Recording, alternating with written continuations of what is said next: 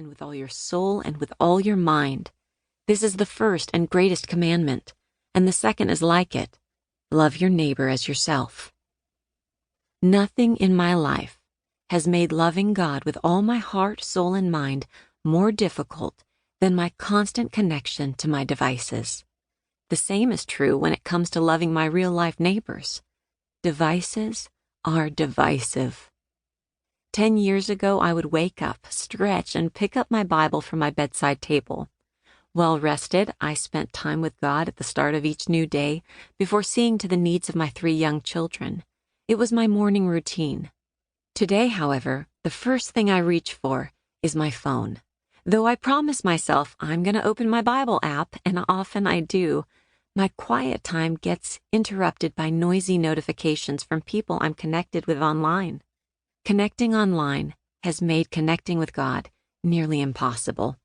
Before I know it, I'm checking email, and then I hop over to find out who liked my Instagram post from the previous night. As my shower heats up, I interact with the virtual friend who left me a message while I slept.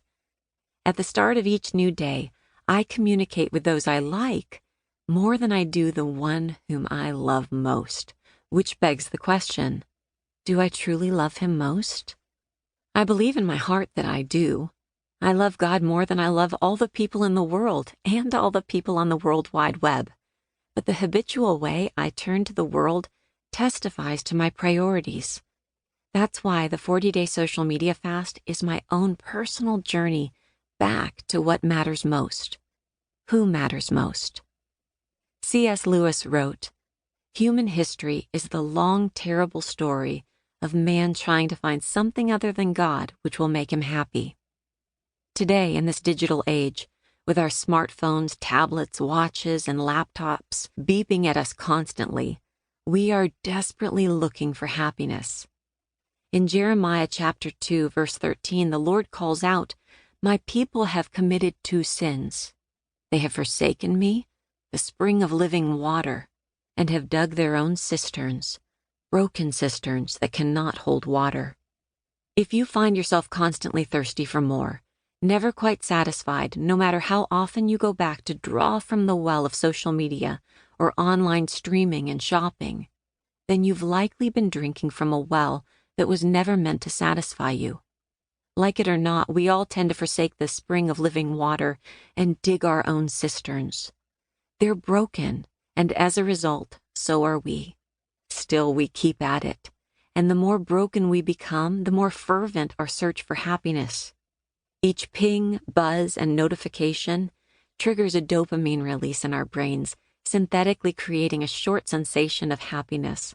We've become chemically and emotionally addicted to these short-lived highs. That's why I've decided to put my foot down by putting my phone down, so that I might pick up the joy-inducing presence of God instead. I'd venture to say that you originally picked up your phone as a resource to enhance your life, not to consume it. However, the brilliant people who designed Facebook, Instagram, and countless other social media sites are masterminds at cultivating addiction. Our online world has not evolved accidentally. It's been engineered intentionally. I feel it personally as I pick up my phone 100+ times a day. I see it in my children as they play online games and send snarky memes to friends. I witness it as my husband sets his phone face up on the table as we gather for dinner as a family. We're all struggling to live in the moment as a result. We struggle to interact with those we love because we're chasing after those we like. We forget to actually smell the roses we're busy taking pictures of. What's more, the pixelated glow of our screens does not cause us to shine in the world as Christ called us to shine.